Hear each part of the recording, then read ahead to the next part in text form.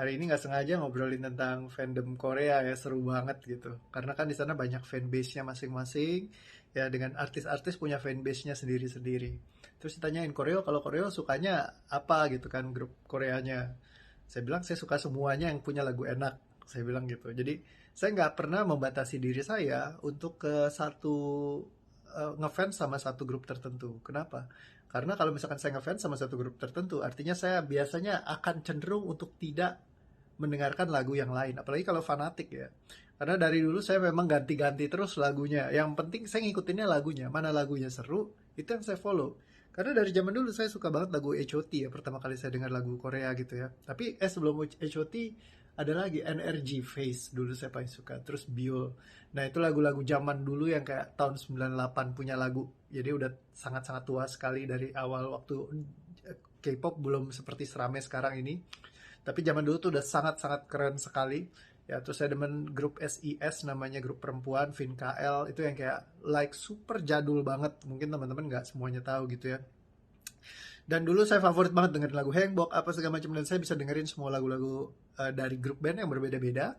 Ya, Shinhwa, yang mereka-mereka memang nyanyiin dan ya seru-seruan aja gitu. Terus mulai dari dengerin TVXQ ya, DBSK gitu. Dan saya nggak pernah memang ngefans sama satu sampai sampai mentok banget ya, kecuali kayak mungkin DBSK ya. TVXQ itu kalau di dalam waktu dulu jadi Casey itu paling lama Cassiopeia. Itu fandomnya si DBSK gitu. Sampai sekarang pun saya masih banyak nyanyiin lagu itu kalau Anda lihat di Small ya.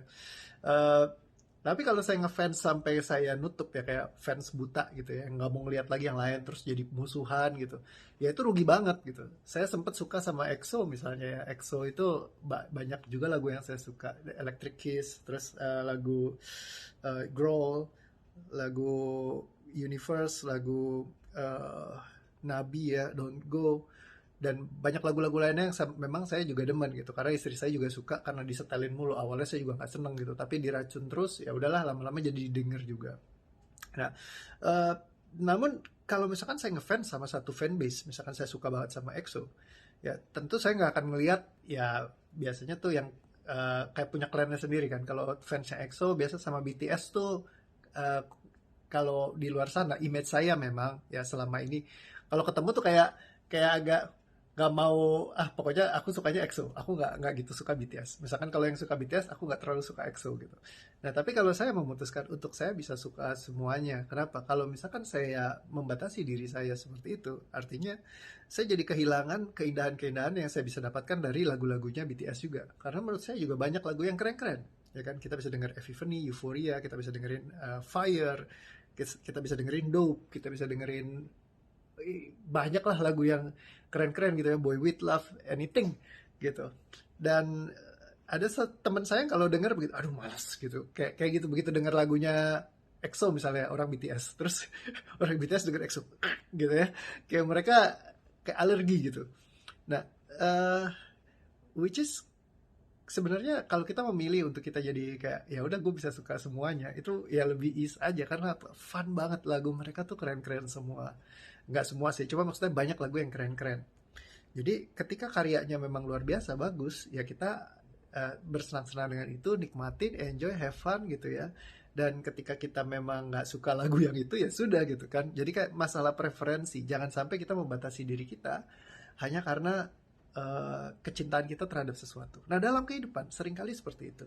Contohnya ngefans banget sama iPhone, dia akan anti sama Samsung misalnya, yang ada Android gitu.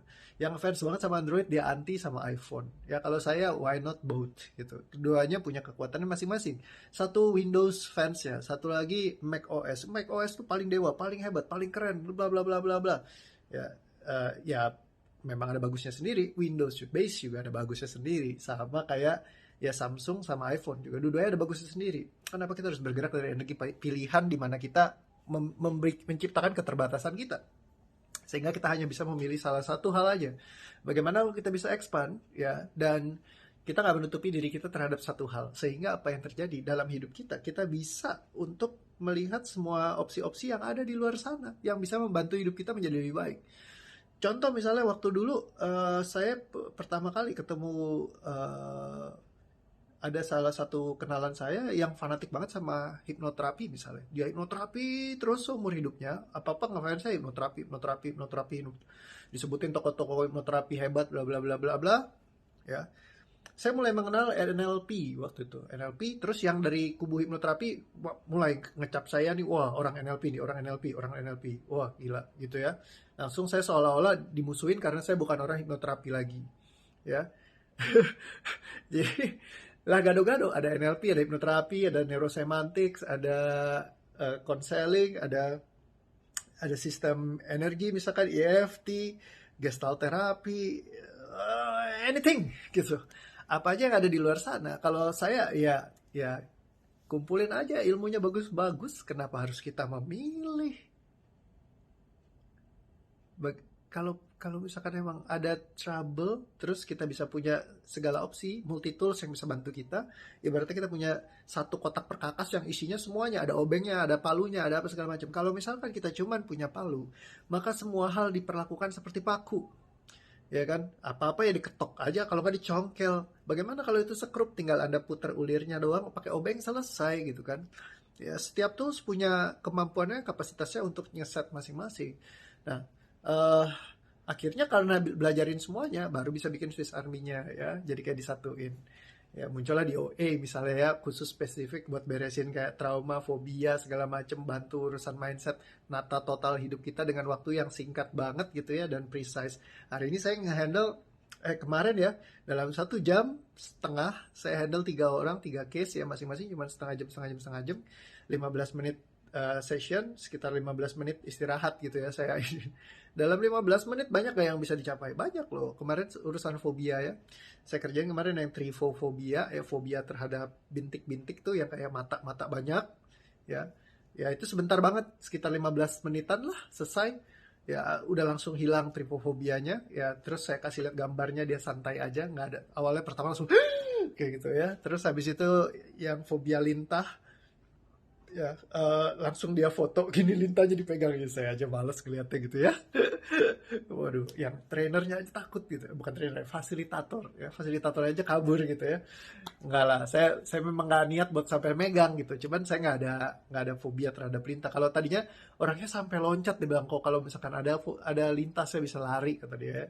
Nggak sampai 15 menit selesai ya, itu sekitar 10 menitan tepatnya.